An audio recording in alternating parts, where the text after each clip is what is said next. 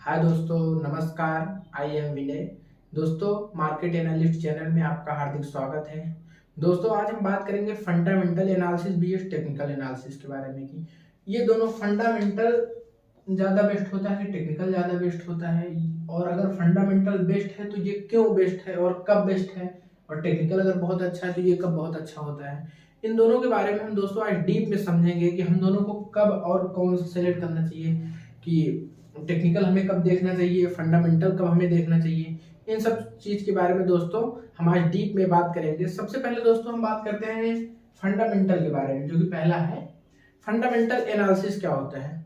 दोस्तों, fundamental analysis आप समझ सकते हैं कि किसी भी, जैसे ये कोई कंपनी है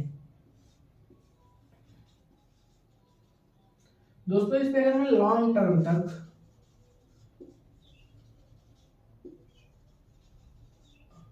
अगर इसमें हमें लॉन्ग टर्म तक इन्वेस्ट करना है, कि लंबे समय तक उस कंपनी में हमें बने रहना है, तो दोस्तों हम फंडामेंटल के बारे में पढ़ने की कोशिश करेंगे। कि फंडामेंटल दोस्तों आप ये समझिए कि ये लॉन्ग टर्म इन्वेस्टमेंट का एक बहुत अच्छा जरिया है। कि फंडामेंटल हमें कंपनी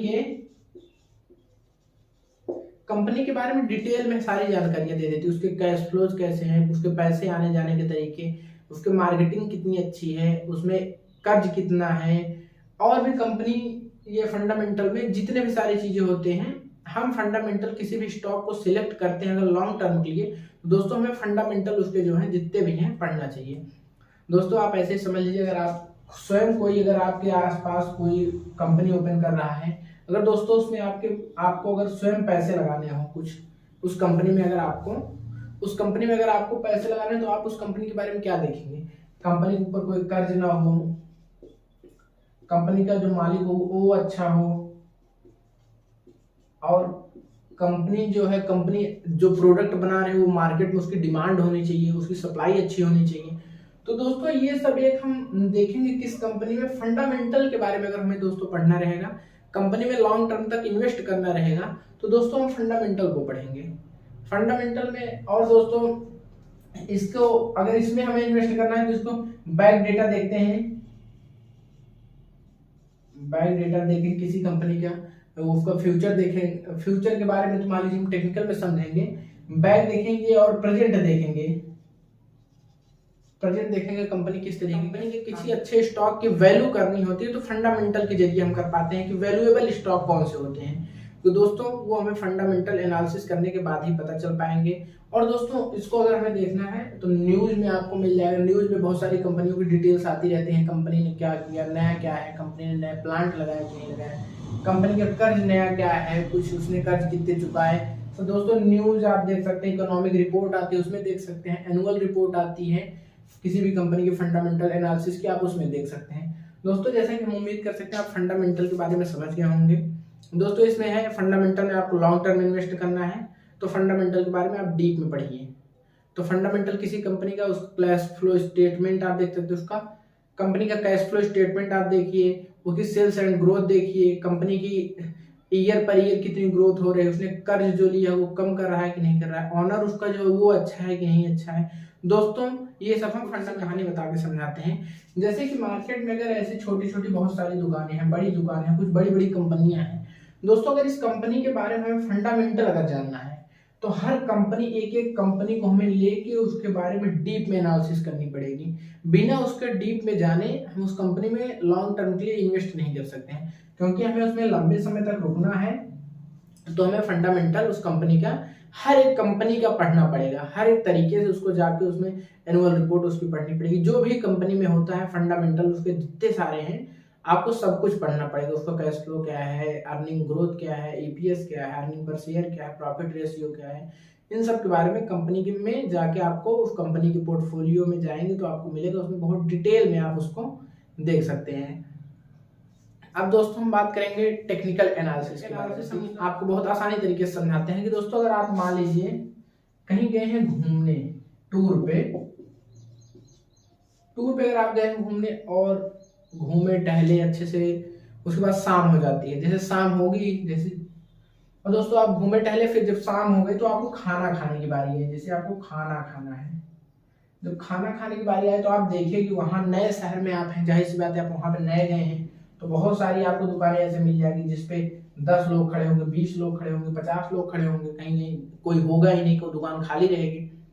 तो दोस्तों उससे आप ये अंदाजा लगाएंगे कि खाना किस दुकान पे अच्छा है। अगर आपको उस पे जाना है तो जिस दुकान पे सबसे ज्यादा भीड़ होगी आप उसी पे जाएंगे, क्योंकि आपको ये लगेगा कि इस दुकान पे भीड़ इसलिए ज्यादा है क्योंकि यहाँ का खाना बहुत बेहतर है, अच्छा खाना है, तो आप उसको खाने के लिए उस दुकान पे जाएंगे। तो दोस्तों आपने कम समय में सब कुछ देख के तुरंत अच्छा डिसीजन ले लिया कि हाँ ये खाना, ये कंपनी बेहतर है, ये खाना यहाँ का बेहतर है, हम इस पे जाके खाएंगे। दोस्तों आप टोटल यही है कि हमें कम समय में अच्छी कंपनियों को सिलेक्ट करना है, जिसमें हमें शॉर्ट टर्म, तुरंत के लिए, शॉर्ट टर्म, जैसा कि आप शॉर्ट टर्म में तुरंत खाने की दुकान अच्छी ढूंढ लिए, उसी तरीके से दोस्तों शॉर्ट टर्म में आपको एक अच्छा स्टॉक ढूंढना है जो आपके लिए एक मंथ, 1 आवर या एक वीक, 15 दिन के लिए, 10 दिन के लिए, 5 दिन के लिए, जो बेहतर प्रदर्शन कर सके आपके मुताबिक, जैसा आप सोचे हैं कि हाँ कंपनी का शेयर जो है ऊपर बढ़ेगा। इस तरीके से दोस्तों आप टेक्निकल के बारे में समझ सकते हैं कि कम समय में एक अच्छा स्टॉक हमको। खास बातें हम आपको टेक्निकल एनालिसिस कुछ खास बातें बताते हैं। पहले तो ये शॉर्ट टर्म,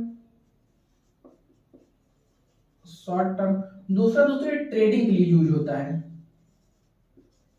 ट्रेडिंग, वैसे फंडामेंटल के लिए भी यूज कर सकते हैं। और इसकी सबसे बढ़िया क्वालिटी ये है, ये एग्जिट और एंट्री।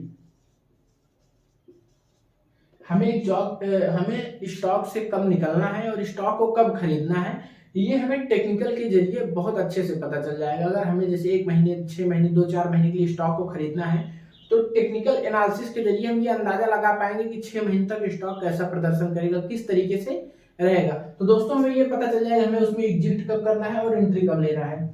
तो ये शॉर्ट टर्म से दोस्तों पता है। और इसको प्रिडिक्ट करने के एक, जैसे अगर इसको हमको प्रिडिक्ट करना है, जैसे इसमें हम न्यूज पढ़ लेते हैं, फंडामेंटल में इकोनॉमिक रिपोर्ट आती है, कंपनी के बारे में बहुत कुछ मिल जाता है पढ़ने को, कंपनी की अगर एनुअल रिपोर्ट आप देखेंगे तो। वैसे टेक्निकल में दोस्तों आपको पैटर्न पढ़ने पड़ेंगे, पैटर्न, चार्ट और उसकी पास्ट, जो पुराना बीत गया है उसको देख के हम अंदाजा लगाएंगे कि हाँ पहले इस तरीके से होने पे ये होता था। तो वही सब हम देख के, अगर चार्ट पैटर्न को देख के समझ सकते हैं कि हाँ स्टॉक जो है अब कुछ आगे बढ़ेगा या पीछे जाएगा, क्या होगा, ये आप टेक्निकल में तुरंत अंदाजा लगा सकते हैं दोस्तों। और एक चीज, अगर लॉन्ग टर्म में आपको कोई भी स्टॉक सेलेक्ट करना है तो फंडामेंटल और टेक्निकल कोशिश करिए कि दोनोनो अच्छे तरीके से समझें कि स्टॉक पहले कैसे प्रदर्शन करता रहा है बीच बीच में, उसका एनुअली लगभग 15-20% हर साल ग्रोथ है कि नहीं है, ये सब देखना बहुत जरूरी है। किसी फंडामेंटल कंपनी के बारे में अगर पढ़ना चाहते हैं तो ये सब जरूर देखें, उसका लगातार कंटिन्यूअसली ग्रोथ सेशन क्या है, कि हाँ वो ग्रोथ लगातार कर रहा है कि एक बार 10% उठेगा, 20% गिरेगा, फिर 5% उठेगा। तो इस तरीके से कंपनियों में अगर आप पैसे इन्वेस्ट करें, कहीं कहीं पैसे आपको डुबा देगा, वो पैसा ऊपर नहीं जाएगा, क्योंकि जब आप कंपनी अच्छी सिलेक्ट नहीं करेंगे तो पैसा ऊपर जाने कोई चांस ही नहीं है। दोस्तों आप ये देखिए, बहुत सारे लोग होते हैं उनको रिस्क लगता है कि यार अगर इसमें इन्वेस्ट करेंगे तो रिस्क लगेगा। देखिए दोस्तों, अगर आप कंपनी में, किसी लॉन्ग टर्म कंपनी में इन्वेस्ट कर रहे हैं तो आप ये सोच के इन्वेस्ट करिए कि जैसे अगर कोई कंपनी में अगर हम निवेश किए नहीं ना तो हम लोग की धड़कन अपने आप बढ़ जाती, करे यार अब लगा दिए, पता नहीं पैसा गिर पड़ेगा या मार्केट उठेगी कि गिरेगी, हम लोग उसको होल्ड नहीं कर पाते। 10 दिन नहीं होल्ड होता, 15 दिन नहीं होल्ड होता, तो 2-4-6 साल कहाँ से होल्ड करेंगे ना। लेकिन दोस्तों आप ये सोचिए कि अगर आप गोल्ड खरीदते हैं, गोल्ड या कोई प्रॉपर्टी खरीदते हैं, तो क्या आप दोस्तों अगर ये गोल्ड का रेट डाउन होता है तो क्या आप बेचने का सोचते हैं? एक बार खरीदने के बाद सोचते हैं जब कभी आपको जरूरत पड़ती है तभी आप इसको सेल करते हैं, अन्यथा वैसे सदियों से चला रहे हैं, मम्मी पापा का गोल्ड अभी तक चल रहा है, आने वाले समय में कोई सेल ही नहीं करना चाहता, गोल्ड एक तरीके से रखे रहते हैं। तो दोस्तों, और प्रॉपर्टी, कोई जमीन अगर अपने पास रहती है तो जाहिर सी बात है हम लोग बेचना नहीं चाहते, कोई किसी भी बहुत ही गिरी हुई कंडीशन आने के बाद ही प्रॉपर्टी को कोई हाथ लगाता है सेल करने के लिए, या तो वो प्रॉपर्टी डीलर है तो उसको वही काम है, उसको जाने दीजिए। तो दोस्तों आप अगर कोई स्टॉक खरीद रहे हैं तो आप भी ये सोच के स्टॉक खरीदिए कि हमें जब तक उसकी जरूरत नहीं पड़ेगी तब तक हमें उसे सेल नहीं करना है। आपके पास जब पैसे एक्स्ट्रा आए तभी स्टॉक में लगाइए। आप मंथली अगर जो भी 10,000, 15,000, 20,000 कमा रहे हैं, उसमें से कुछ पैसा 2,000 4,000 जो आपका सब कुछ खर्च काटने के बाद पैसा बचता है, आप उसको स्टॉक में निवेश करिए, जिससे आपको कोई टेंशन ना रहे कि यार गिरा है मार्केट, पैसे हमें चाहिए, निकालना है। तो ऐसा कोई फील ना रहे आपके पास मन में, ताकि स्टॉक को लंबे समय तक निवेश करिए, तब जाके आपको एक अच्छा प्रॉफिट होगा। दोस्तों आपको हम बता दें, जैसे कि विप्रो कंपनी है, आप भी जानते होंगे। विप्रो कंपनी में अगर हम लगभग 30-40 साल पहले अगर उसमें हम मान लीजिए 100 रुपए अगर लगाए होते 30-40 साल पहले, वैसे दोस्तों 100 रुपए बहुत बड़ी बात नहीं थी, 30-40 साल पहले मिल जाता था, उतना भी नहीं था, तो आज लगभग 6 से 7 करोड़ रुपए होते। दोस्तों आप समझिए इस समय में अगर 1980 में या 1990 में अगर हमने 100 रुपए लगाया होता तो 6-7 करोड़ रुपए होते। अगर यही 1,000 लगा होता तो दोस्तों 60 करोड़, अगर यही 10,000 लगा होता दोस्तों ये 600 करोड़ रुपए। तो सोचिए दोस्तों इसका मल्टीप्लिकेशन, कंपाउंडिंग इंटरेस्ट बहुत ही ज्यादा है।